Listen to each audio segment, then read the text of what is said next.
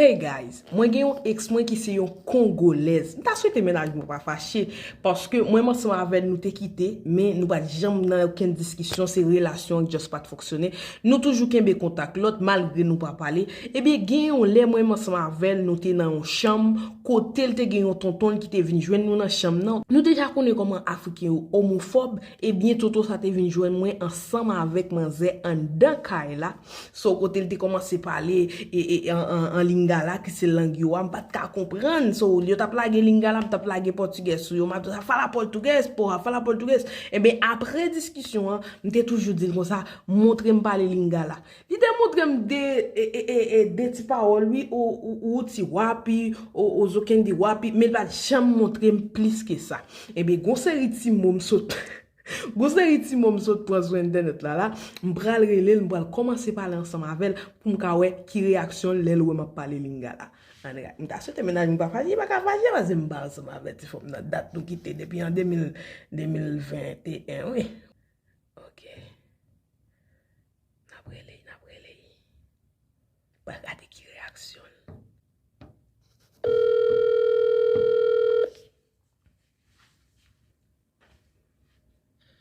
E aí? Mbote na yo matondo. Mbote, bonio. Tá aprendendo, né? Ó, que bom, bote.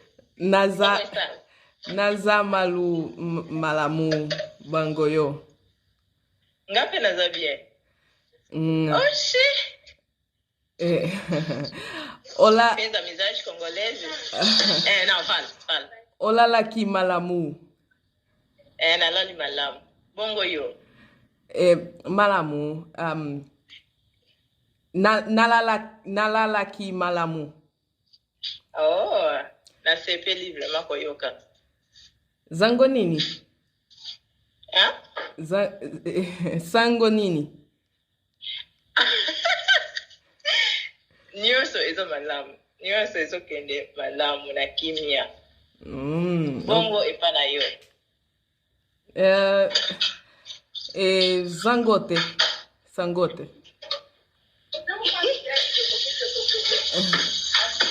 Kala mingi. Não entendi. Kala mingi. Kala mingi? Kalako. Okenda wapi? Boni mama na yo. Ai, meu Deus. Mama biso azabia. Okay. Azamalumu. Azamalamu. Okay. Bonizoto. Quem te ensinou isso? Bonizoto. Zoto não vai pensar. Zoto malamu pensar. E aí, tudo bem? Como está meu lingala? Sinceramente, tá indo, tá aprendendo. Fez amizade congolesa aí? Porque aparentemente estão te ensinando. Não, eu tô aprendendo, já que você nunca quis me ensinar. Aquele dia que esse cara me xingou toda nesse idioma aí. Ai, meu Deus. Nunca vai esquecer aquele dia, né? Né? Não, é passado. São coisas que fazem parte. Eu sei, tô de boa com isso, já passou.